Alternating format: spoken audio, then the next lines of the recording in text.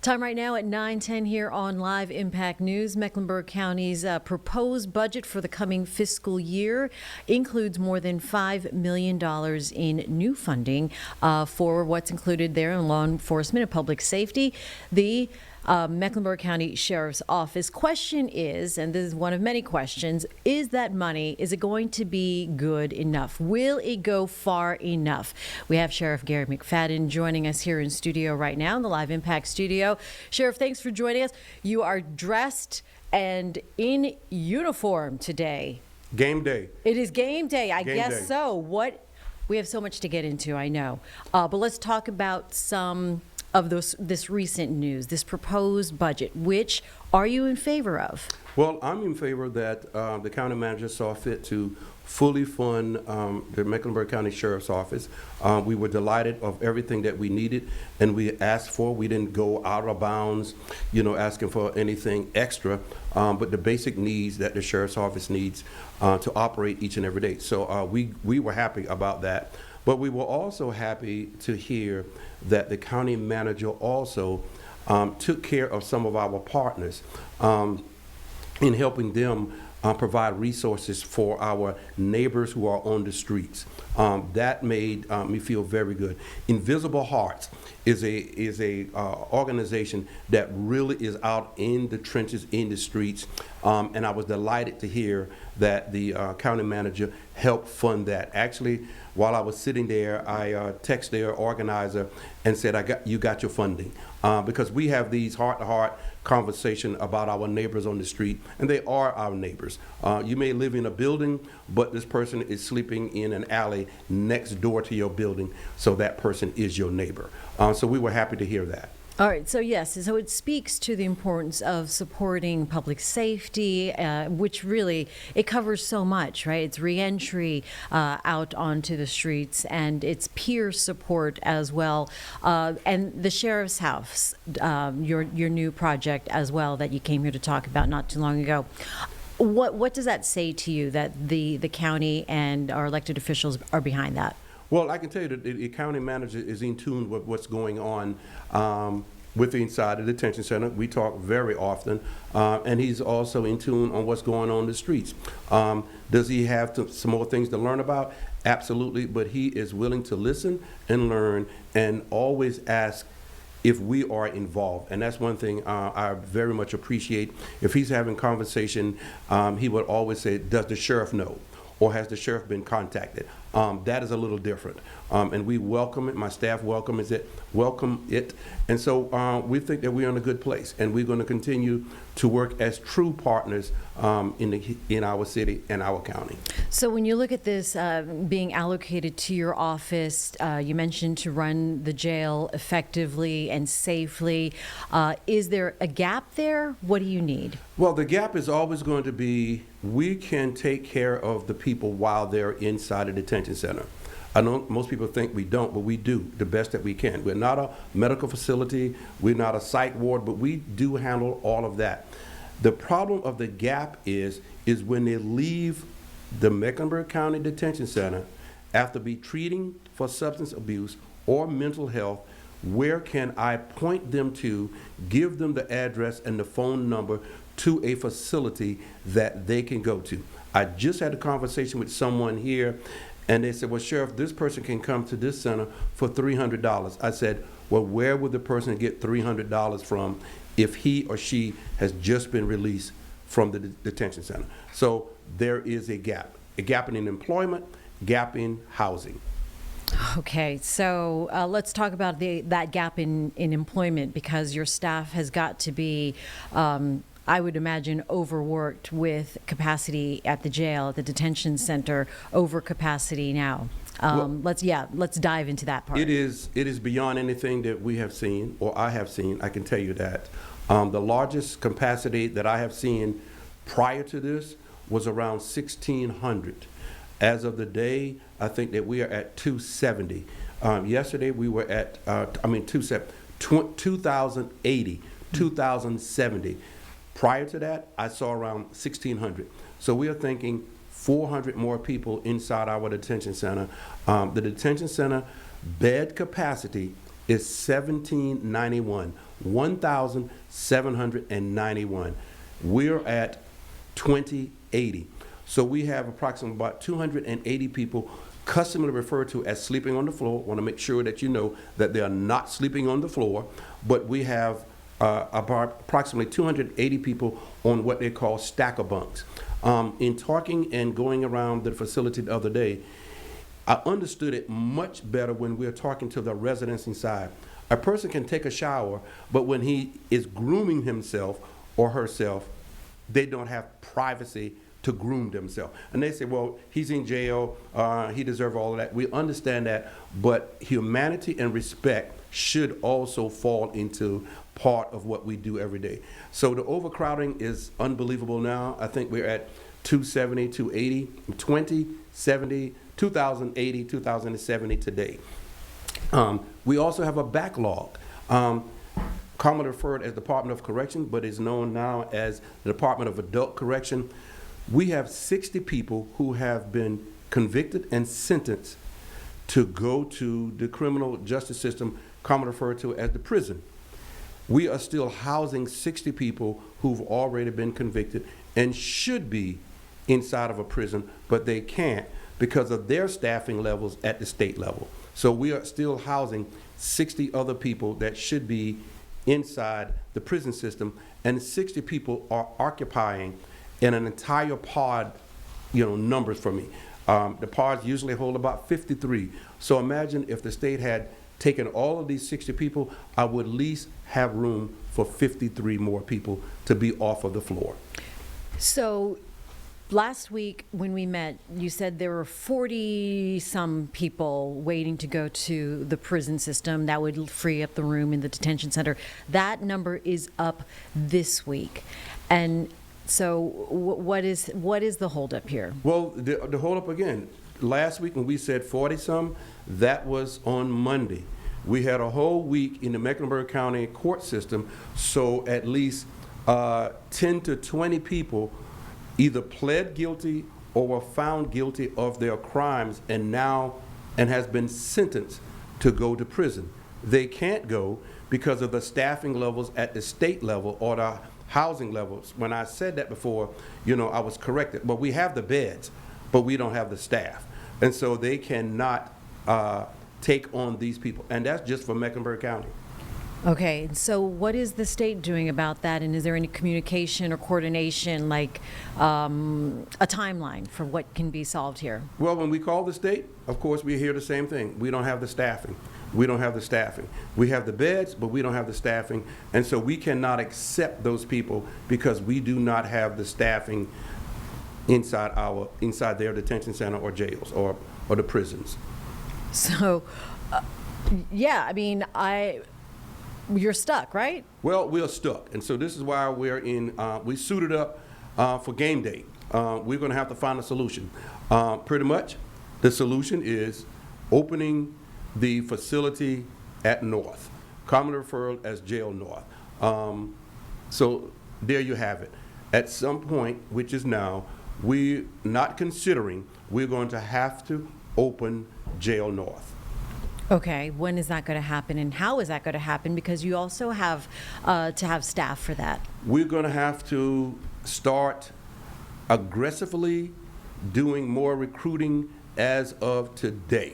We're going to go. I'm having a meeting directly after this with my staff and recruiters and said we're going to have an aggressive campaign for recruiting. So if you want a job for the Mecklenburg County Sheriff's Office as a detention officer or a deputy, we welcome you and we will pay you. But we welcome you to come on and take on the challenge. And everybody's talking about it, but the solution is staffing and the solution is housing. And so we should all chip in together and said, we need to assist the sheriff. The answer is simple. We need to hire more people. And we need to have spaces to put the people who are incarcerated or arrested. And so this proposed budget, would that, when you say that it's welcome news, it's great, and the support is there, does that cover costs to staff Jail North? Well, we still have some wiggle room, as they say. We still have what they call vacancies, and so we're going to fill the vacancies, then we'll have the staffing. And see, the issue is that the facility has always been ready to be occupied. It's never been shut down and the doors locked and closed. The state routinely inspects Jail North, so it's not a big thing to open the doors and have it up and running. I have staff out there now on the first floor, our administrative staff.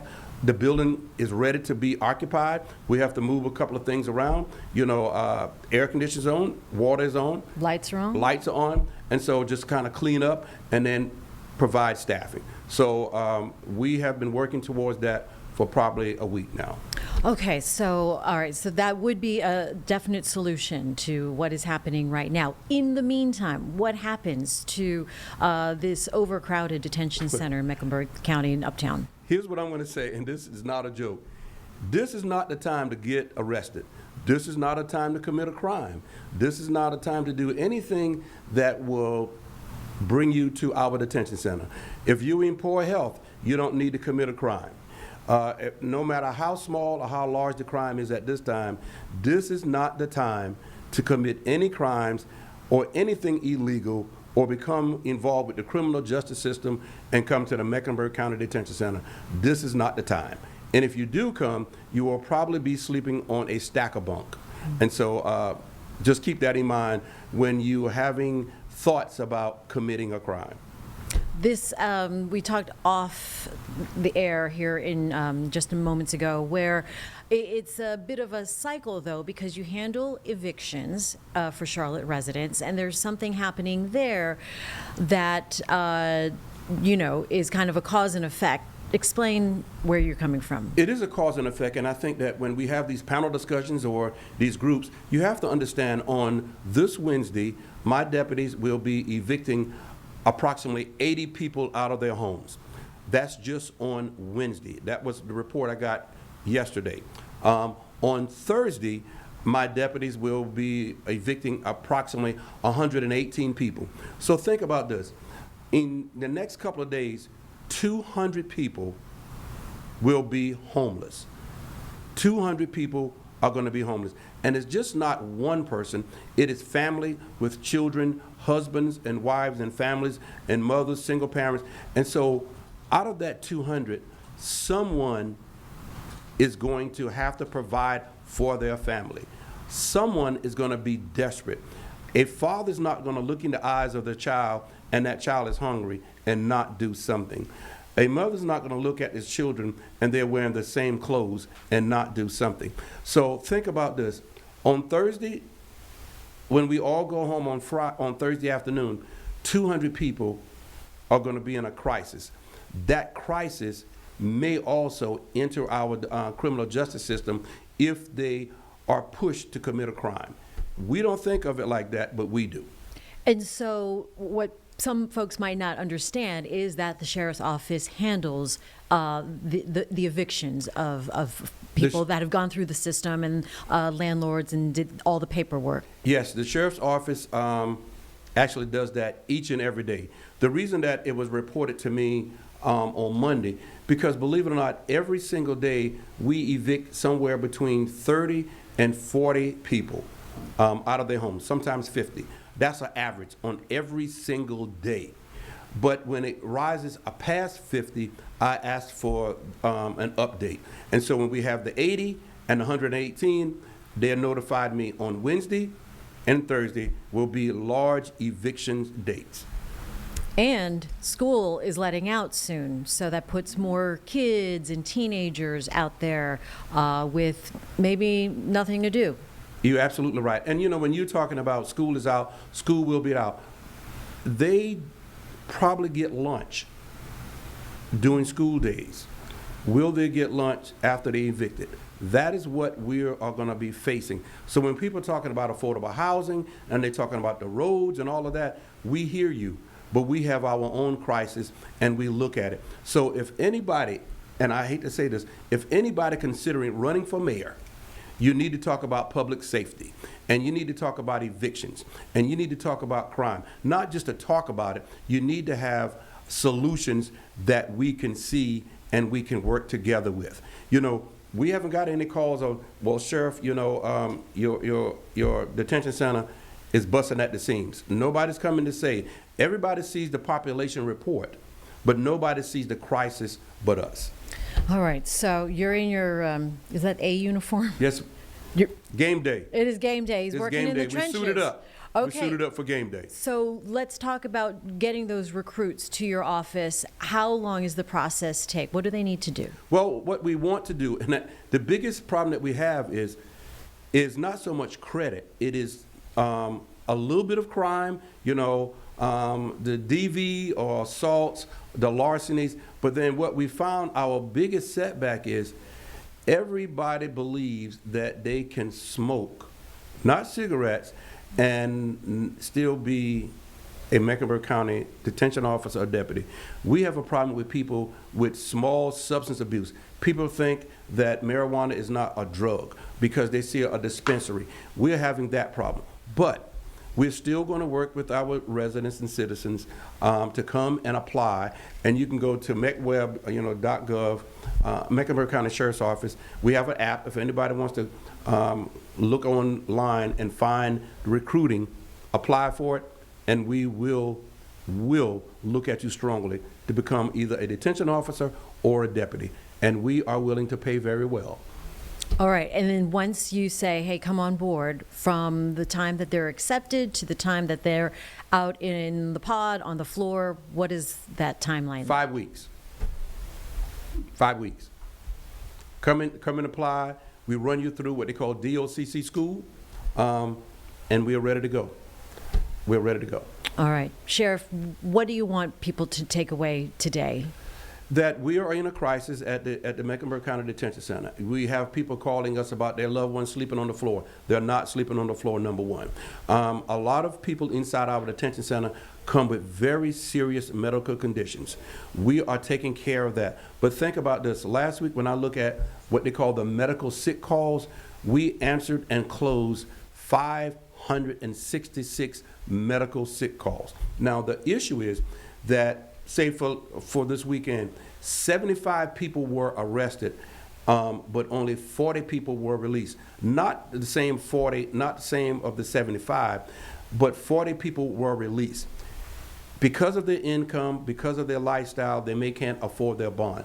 We're telling people this is not the time to be arrested. This is not the time to commit a crime, to come to the detention center, commonly referred to as the jail. But you have to understand, if you do come, we're going to do the best that we can to probably find you some housing, which is probably going to be on a stacker bunt.